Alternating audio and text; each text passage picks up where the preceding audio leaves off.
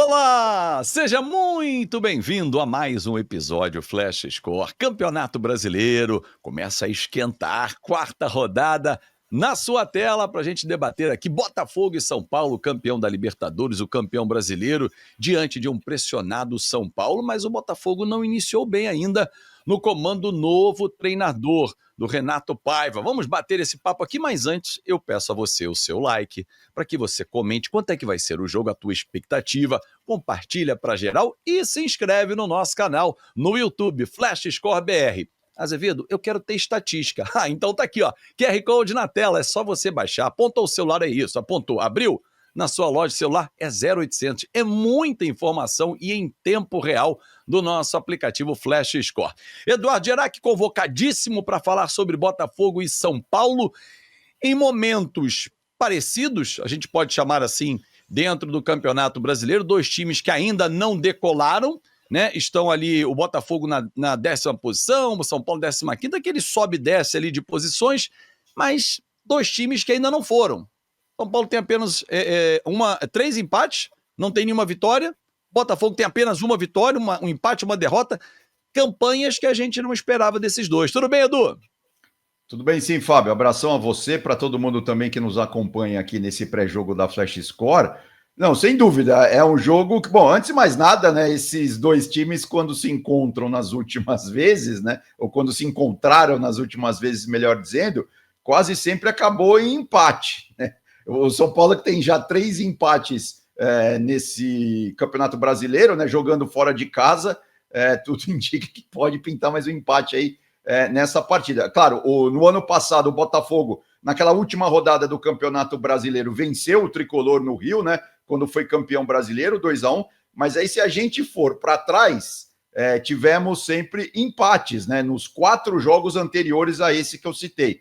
Claro que teve aquele duelo também na Libertadores o ano passado, né? Que o Botafogo conseguiu sair do Morumbi classificado depois da disputa de pênaltis. Mas você lembrou muito bem, Fábio. O Botafogo que vem de uma derrota, né? Perdeu em Bragança Paulista para o Bragantino por 1-0. E o São Paulo, que não teve outro resultado até aqui no Brasileiro. São 3 empates, sendo que, né, os 2 primeiros 0-0 e o último empate em casa contra o Cruzeiro, o São Paulo abriu o placar no início do segundo tempo. O que significa dizer que o São Paulo teve aí 5 tempos, né, no Campeonato Brasileiro sem fazer gols. Fez logo no início do segundo tempo com o Ferreirinha e depois o Caio Jorge para o Cruzeiro empatou. É um time do São Paulo, né? Vamos começar então pelo visitante, que na estreia, Calleri isolou um pênalti, empatou em casa com o Sport, que para o torcedor são paulino foi um resultado inesperado. Esse outro empate em casa com o Cruzeiro também, porque parecia que a vitória estava nas mãos. Agora, empatar fora de casa, aí, ok, com o Atlético Mineiro, é um jogo que até você comemora trazer um ponto diante do Galo. Agora, por que o Zubeldia, na tua avaliação, Edu, está tão pressionado pelo torcedor? É o desempenho, além do resultado, 3 empates e uma vitória, mas o que você enxerga de problema no Zubeldia? São as trocas, as escolhas, enfim, porque ele entra pressionado em campo nessa quarta. Não, sem dúvida, né? A situação do Zubeldia está bastante complicada. Só que aí eu vou ser um pouco, eu vou fugir um pouco do senso comum. É o seguinte, é aquela coisa que a gente já discutiu aqui em outros pré-jogos, inclusive serve para outras torcidas, né? Hoje, os dirigentes de futebol, eles estão muito reféns, vamos dizer assim, das redes sociais, né? Assim, é claro que o torcedor é muito apaixonado, o torcedor quer sempre que... Tem até aquela discussão que o torcedor brasileiro gosta mais de ganhar do que do time dele, mas isso é uma discussão gigante que a gente pode fazer num outro momento. Tudo isso para dizer o seguinte, eu acho que a torcida do São Paulo está sendo exigente demais. Assim, o time está com problemas financeiros, não é de hoje, né? Isso é público, todo mundo sabe. No ano passado, para esse ano, mandou embora 18 jogadores e trouxe apenas 4. Ou seja, o São Paulo está com um elenco muito curto. E aí você perde. Nas últimas semanas, ó, já não tinha o Oscar e já não tinha o Lucas. Aí contra o Cruzeiro, o Arboleda já não jogou porque estava machucado, né? O Pablo Maia, que também já tinha se machucado. Ou seja, são pilares desse time do Zubeldia. E pelo contrário, eu acho até que o Zubeldia está fazendo um bom trabalho. com a quantidade de jogadores que ele tem, né? Por exemplo, ele está lançando. Tudo bem, eu até acho que ele demorou um pouco para lançar os garotos da base, né? Que o São Paulo tem 3 jogadores aí muito bons na base, né? Que agora já não são mais base, né? Já estão no time profissional, que foram, inclusive, campeões da última copinha, né? Agora em janeiro, né? O Ferreira, o Rian e o Alves, né? São os 3 garotos que, inclusive, jogaram contra o Cruzeiro, entraram. O Ferreira já tá o Lucas Ferreira, né? Porque tem o Ferreirinha de um lado, o Lucas Ferreira do outro.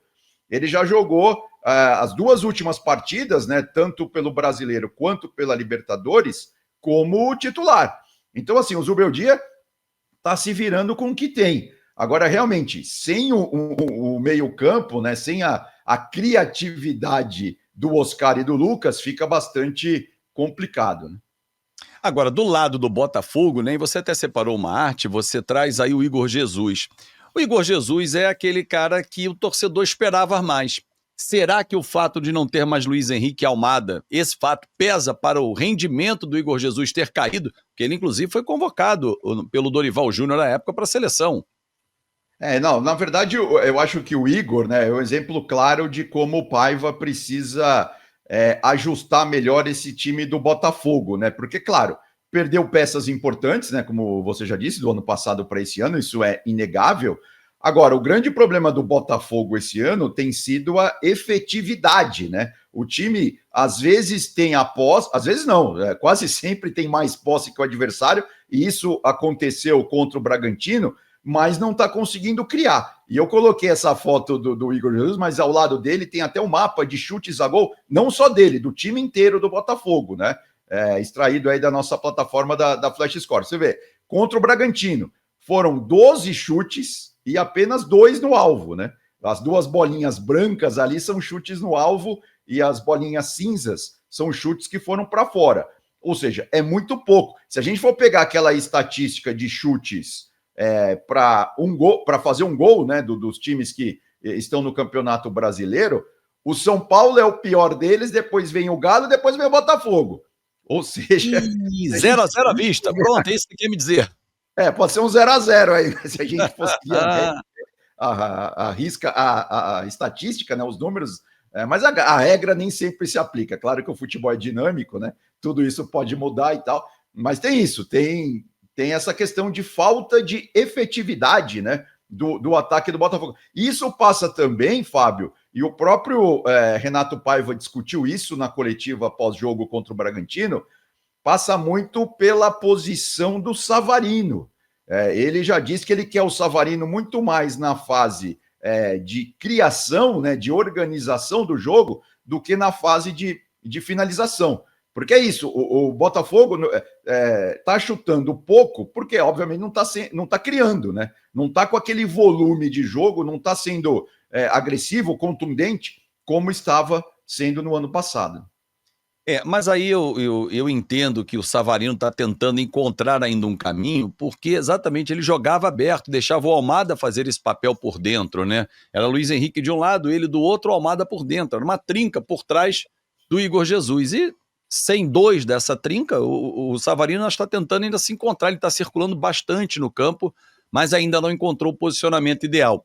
Você separou uma outra arte para a gente falar de São Paulo também. Lembrando que essa derrota para o Botafogo, né, foram 18 jogos de invencibilidade só no Campeonato Brasileiro, né? No Botafogo não perdia desde agosto do ano passado no Brasileiro, e agora o Paiva vai para a sua 6ª partida. Então, e do lado do São Paulo, é a mesma coisa, é o mesmo problema, é o que eu já disse. Por exemplo, esse é o mapa de calor do Luciano contra o Cruzeiro. O Luciano que entrou não só com a camisa 10, mas com a função de um 10, né? O Luciano entrou centralizado atrás do André Silva, o São Paulo não teve o Caleri, porque o Caleri havia sido expulso contra o Galo, né, na 2ª rodada do Campeonato Brasileiro. Então, o Luciano teve que assumir o protagonismo de ser o organizador, de ser o maestro ali no meio-campo do São Paulo. E não deu certo, realmente. O São Paulo não conseguiu atacar o Cruzeiro. O primeiro tempo foi muito ruim dos 2 lados, na verdade, né? É bom que se diga. E aí no segundo saíram os gols, a coisa melhorou um pouco mais. Tanto que o mapa de calor do Luciano, né? Quase ele não tá no ataque, né? Ele ficou mais atrás ali, mais tem vários, para quem só está nos ouvindo, tem vários pontos verdes espalhados pelo campo. Ou seja, ele em nenhum momento ele realmente assumiu, né, aquela função de ser o camisa 10 do São Paulo, porque era só ele, basicamente, né? Jogou ele centralizado, como eu disse, o André Silva na frente, o Ferreirinha de um lado e o Lucas Ferreira do outro. Pelo menos foi assim que o São Paulo começou. Depois houve mudanças ali do Max Cubeiras, que o Zubeldia também não estava à beira do gramado, também tinha sido expulso lá em Belo Horizonte. Que os ânimos estejam menos aflorados à beira do campo para que os comandantes consigam levar a melhor mensagem e os jogadores em campo consigam também trazer o melhor futebol, porque as duas torcidas esperam muito. Lógico que o campeão brasileiro vai ser cobrado, porque ele defende o título, fez uma temporada 2024 excelente, já tinha feito uma muito boa em 2023, e o São Paulo numa retomada de caminho das vitórias, de busca pelos títulos, veio de campeonato da Copa do Brasil em 2023, torcedor quer, de novo, o protagonismo do São Paulo, como ele se acostumou ao longo dos anos. Edu, fechamos por hoje? Não, fechamos, é isso, né? Porque assim, o brasileiro, o segredo é esse, né? Você perde o brasileiro nas 10 primeiras rodadas muitas vezes, porque se você ficar muito atrás dos times que pontuam mais, né, a coisa começa a complicar. No caso do São Paulo, por exemplo, é aquela conta mágica, não dá para fugir disso. São 2 pontos em média por rodada, né? Ou seja, a gente já teve 13, já teve 3 rodadas, que daria 9 pontos. Você vê, você faz a conta, quem tá com 7 ali e tal, tá com campanha de campeão até agora. Se o time fizesse um pouquinho mais do que 50% dos pontos, ali na faixa de 60%, 70%, é quem vai brigar lá em cima. Dali para baixo é só pegar o aproveitamento do Campeonato Brasileiro no final, torcedor, que você vai entender. Quem bateu 70% dificilmente ou não foi campeão brasileiro ou ficou na segunda ou terceira posição. Abaixo ali é 70%, 60% Libertadores. Abaixo de 60% vai brigar para Sul-Americana. Abaixo de 40% é rezar para não ser rebaixado, Edu.